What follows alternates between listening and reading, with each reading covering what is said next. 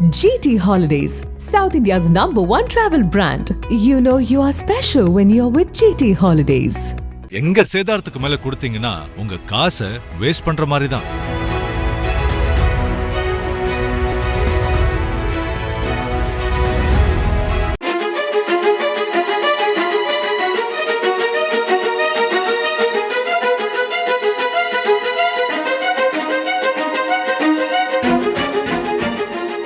தூத்துக்குடி மாவட்டம் ஏரல் அருகே ஆலடியூரைச் சேர்ந்தவர் 75 வயதான தங்கராஜ். இவர் துபாயில் நெல்லை சரவணா ஸ்டோர்ஸ் என்ற பல்பொருள் அங்காடியை நடத்தி வந்தார்.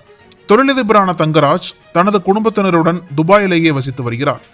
கோவில் திருவிழா மற்றும் முக்கிய சுப நிகழ்ச்சிகளுக்கு மட்டும் சொந்த ஊரான ஏரலுக்கு வருவதை வழக்கமாக கொண்டிருந்தார். தற்போது ஆலடியூர் அருகே ஆற்றங்கரை தெருவில் இவர் சொந்தமாக வீடு கட்டி வருகிறார். இந்நிலையில் கடந்த 10 நாட்களுக்கு முன்பு தங்கராஜ் ஆலடியூருக்கு வந்திருந்தார்.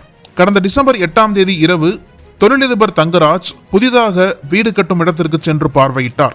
பின்னர் அங்கிருந்து புறப்பட்டு ஏரல் முக்காணி மெயின் ரோடு வழியாக நடந்து வந்து கொண்டிருந்த போது அங்கு தயார் நிலையில் பதுங்கியிருந்த சிலர் அவரை வழிமறித்து அரிவாளால் மாறி மாறி சரமாரியாக வெட்டிவிட்டு தப்பியோடினர்.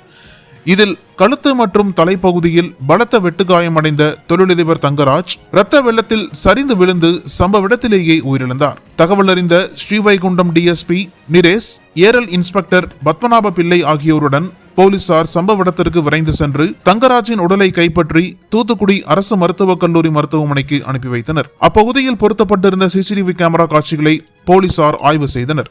அதில் தொழிலதிபர் தங்கராஜை வெட்டி கொலை செய்தவர்கள் அதே ஊரை சேர்ந்த 68 வயதான முதியவர் மூக்காண்டி உட்பட 2 என தெரிய வந்தது.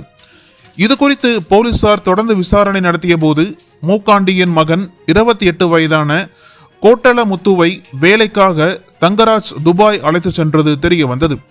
கடந்த 2022ஆம் ஆண்டு கொரோனா தொற்றால் பாதிக்கப்பட்டு கோட்டல முத்து இறந்ததாக கூறப்படுகிறது.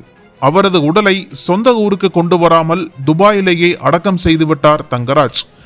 தனது மகன் மரணம் குறித்து சந்தேகமடைந்த மூக்காண்டி உடலையும் சொந்த ஊருக்கு கொண்டு வராததால் கடும் ஆத்திரத்தில் இருந்து வந்தார்.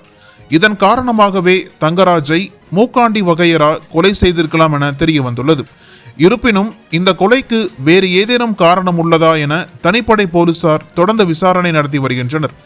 மேலும் தலைமறைவாக இருக்கும் முதியவர் உட்பட 2 போலீசார் தேடி வருகின்றனர். ஏரல் மெயின் பஜாரில் இரவு நேரத்தில் துபாய் தொழிலதிபர் வெட்டி படுகொலை செய்யப்பட்ட சம்பவம் அப்பகுதியில் பெரும் பரபரப்பை ஏற்படுத்தியுள்ளது.